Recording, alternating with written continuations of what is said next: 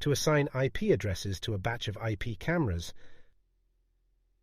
with our device config tool open.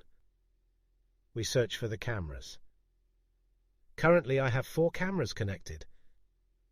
So let's say I want to change the IP of a bunch of cameras at the same time. And note that you can only do this for cameras that have the same password. Here, I have 4 cameras. 2 have the same password, while the other 2 have a different password. Say I want to change the IP of these 2 cameras which have the same password. I'll simply click on both of them. Input my starting IP. Let's say I want my starting IP to be .30. After that, input the details for media ports. Web port. Gateway. The net mask.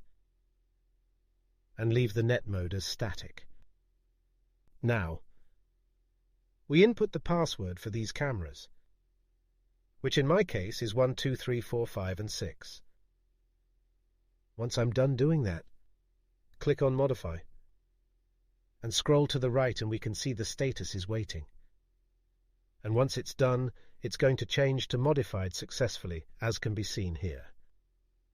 This is how to apply IPs to a batch of IP cameras.